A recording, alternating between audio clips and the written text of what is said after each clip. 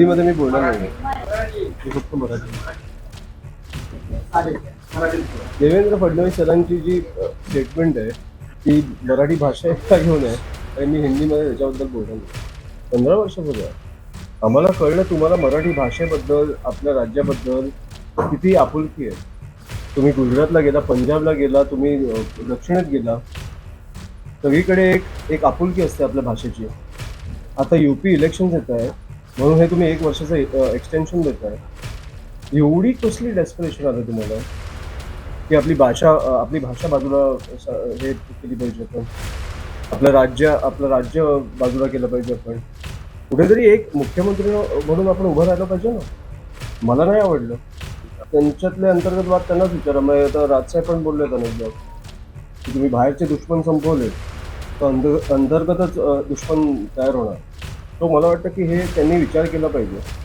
कुठेतरी शिवसेनेला इच्छा आहे मराठी भाषेची, पण आपण कुठेतरी त्याला विरोध करतोय, कारण कुठेतरी वेगळ्या राज्यात इलेक्शन आहेत. सो ह्या गोष्टीबद्दल मी काय बोलू. आमच्या निदर्शनात आलं की कोणी हिंदी बोलतंय किंवा उद्धटपणे वागतंय तर आम्ही मान. कारण मी तुम्हाला एक सोपं हे सांगतो फरक. कारण मी आकांक्षाच्या घरी गेलो, तिच्या आईवडिलांना मराठी बोलता येत नाही, ते बाहेरनं आलं, पण ते आपल्या भाषेच्या विरोधात नाही. ते कधीही बोलले नाही की आम्ही मराठी नाही बोलणार, कधीही आपल्यावर दादागिरी नाही केली. त्यांची मुलगी गेली, मी हिंदीत बोलणार तिकडे.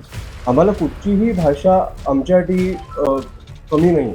एक भाषा जन्म घ्यायला खूप वेळ लागतो आणि तसंच मराठी भाषा ही ह्या भाषेला जन्म घ्यायला किती वेळ लागलाय हे राजसाहेबांनी आपल्याला समजवलंय आणि किती कठीण भाषा आहे हे पण समजवलंय. आणि ती फॉर्च्युनेटली आपल्याला येते. किती आपलं सौभाग्य की आपल्याला एक भाषा येते जी युरोपियन लोकांना तुम्ही बोलायला सांगितलं. आता तुम्ही फ्रेंच शिकला, स्पॅनिश शिकला, जर्मन शिकला, तुम्ही त्यांच्या उच्चाराने बोलू शकता, पण मराठी ते आपल्या उच्चाराने नाही बोलू शकत. तो एक अभिमान पाहिजे ना आपल्याला की अशी भाषा आहे की मला ते पण नाही बोलू शकत. तो तेवढंच आहे.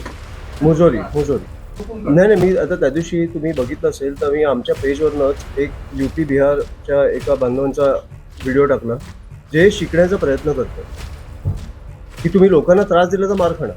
लोकांना त्रास नका देऊ. लोकांवर तुम्ही नका बोलू की UP बोलायचं, UPची भाषा बोलायची किंवा तुम्ही हिंदी बोलायचं. आम्ही मराठीत बोलणार.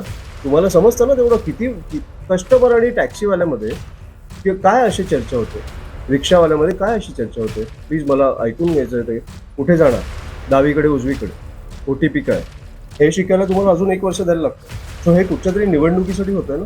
जी निवडणूक त्यांची फसली आहे UPची आत्ताच्या आंदोलनामुळे. एक माणूस 20-21 मुला मुलींचा आत्महत्या झाल्यानंतर एक माणूस जर उपोषणाला बसत असेल, 21व्या दिवशी त्याला उचलून घेऊन जात आहेत पांढऱ्या फडक्यात. अख्खा देश उठतोय आणि अख्खा देश उभा राहतोय. त्यांना दिल्लीमध्ये काठीत खेळ ठोकून मारलं जातं, हातपाय तोडले जात आहे, वॉटर कॅनन चालवलं जातं. तेव्हा कधीही महाराष्ट्र सरकारला बोलायची इच्छा नाही झाली. मी काल ज्या मुलीच्या घरी जाऊन आलो त्या घरी 500 मीटरवर मुख्यमंत्री साहेब राहतात, त्यांना कधीही जायची इच्छा नाही झाली. 100 मीटरवर एक आमदार राहतात, कोण, त्यांना जायची इच्छा नाही झाली. आणि हा भाजप काँग्रेस कुठचाही आमदार असो, आमचा असला तरी मला वाईट वाटलं असतं की का नाही घरी गेला, त्यांची परिस्थिती का नाही बघितली तुम्ही. मग पत्रकारांना पण वाईट वाटलं असेल, आम्हाला पण वाईट वाटलं की त्या घरी जाऊन कोणी कमवत नाहीये. 9वीतला एक मुलगा माझ्या बाजूला बसलाय आणि बहिणीचा फोटो समोर आहे. त्यांना काय बोलता पण नव्हतं येत. मी इतरांशी बोलत होतो की ह्यांना काय मदत लागली तर प्लीज कळवा. हे किती वेळ चालणार आहे आपलं. तुम्हाला जिकडे बसवलं तुम्हाला उत्तरं द्यायची नाही आहेत.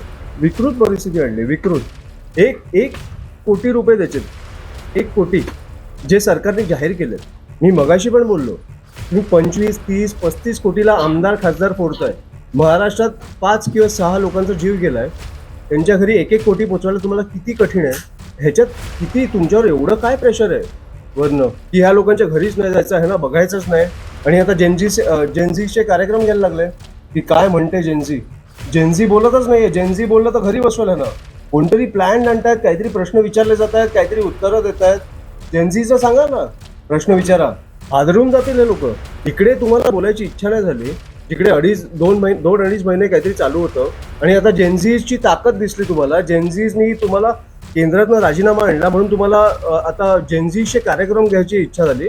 आता मी बघितलं राहुल गांधीजींचा कार्यक्रम झाला, उत्तम झाला, उत्तम झाला. हा प्रतिसाद सरकारच्या विरोधात आहे आणि असे राहुल गांधीजी आम्हाला निवडणुकींच्या वेळेला दिसले असते, आम्ही त्यांची बाजू घेतली.